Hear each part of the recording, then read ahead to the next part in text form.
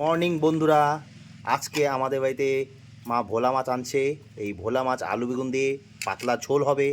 তো এখন মা ভোলা মাছটা কী করে কাটছে সেটা আপনাদেরকে দেখাচ্ছি বন্ধুরা। বন্ধুরা, এই ভোলা মাছ আমি ভীষণ ভালোবাসি।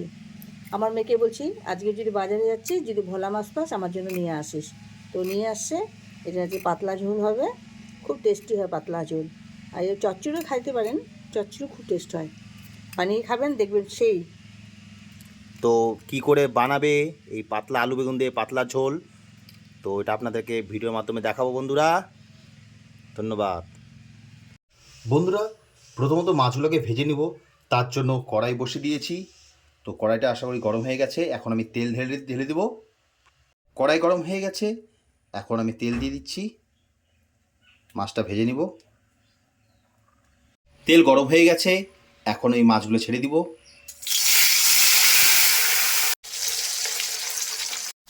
বন্ধুরা, মাছের মশলার জন্য 2-3টা কোয়া রসুন, একটু আদা, একটা গোটা পেঁয়াজ কুচি আর 3টে শুকনো লঙ্কা।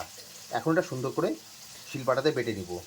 কারণ শিলপাটায় বাটলে সেই মশলা দিয়ে যদি আমি মাছ রান্না করি তাহলে খুবই টেস্ট হয়।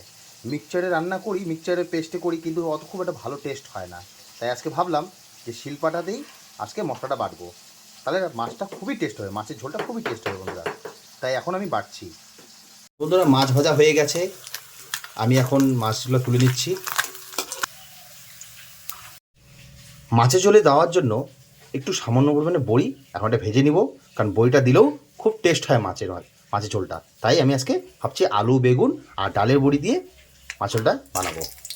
এখন ডালের বড়িটা তুলে নিব। এখন ওই মাছ ভাজার তেলেই বেগুনগুলো ছেড়ে দিব।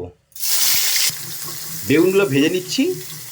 পরে যখন মাছের ঝোল ফুটে যাবে তখন লাস্টে বেগুনগুলো দেবো, নাহলে বেগুনগুলো গলে যায়। তো তাই এখন ভেজে নিচ্ছি।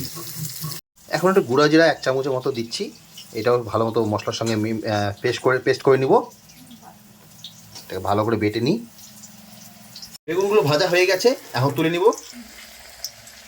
সামান্য পরিমাণে তেল দিয়ে দিচ্ছি, কারণ তেলটা কম হয়ে যাবে। এখন সামান্য পরিমাণে গোটা জিরা একটু ফোড়ন দিচ্ছি। এখন এই কেটে রাখা আলুটা সেটা দিয়ে দিচ্ছি। আলুটা ভাজা হয়ে গেলে তারপরে মশলাগুলো দিয়ে দিব। আলুর ভাজা হয়ে গেছে, এখন এই মশলাটা ছেড়ে দিব। এই বেটে রাখা মশলাটা এখন দিয়ে দিচ্ছি।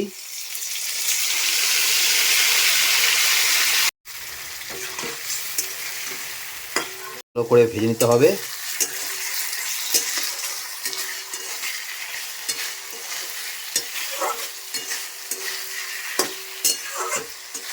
কেটে রাখা টমেটোটা দিয়ে দিব।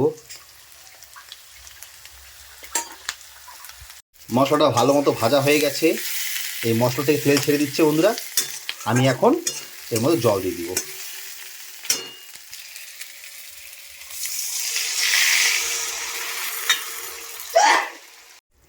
ঝোলটা ফুটে গেছে, এখন ডালের বড়ি, বেগুন, মাছগুলো সব এখন একসাথে দিয়ে দিব ঝোলের মধ্যে।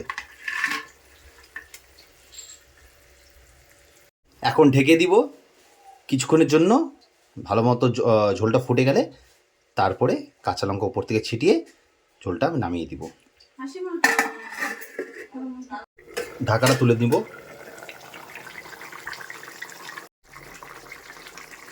মাছের ঝোলটা আমার কমপ্লিট হয়ে গেছে। আমি এখন এর উপর থেকে কাঁচা লঙ্কা দিয়ে দিব।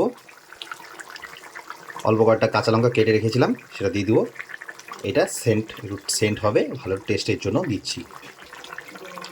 আর একটু ধনিয়া পাতা, বিলাতি ধনিয়া পাতা, এটা দিয়ে দিচ্ছি।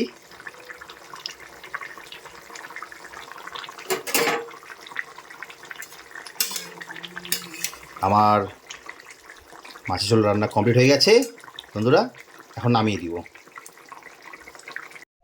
তো বন্ধুরা, আলু বেগুন ও ডালে বড়ি দিয়ে ভোলা মাছের ঝোল, পাতলা ঝোল রান্না আমার কমপ্লিট হয়ে গেছে বন্ধুরা। তো আপনারা ভিডিওর মতো তো দেখলেন।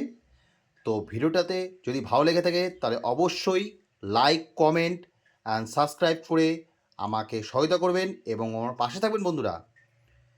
কারণ আপনাদের সহযোগিতা আমাকে একান্তভাবেই কাম্য। তাই বন্ধুরা, অবশ্যই লাইক কমেন্টটা করবেন। আর আমাকে সহায়তা করবেন বন্ধুরা। আপনারা ভালো থাকুন, সুস্থ থাকুন বন্ধুরা। ধন্যবাদ।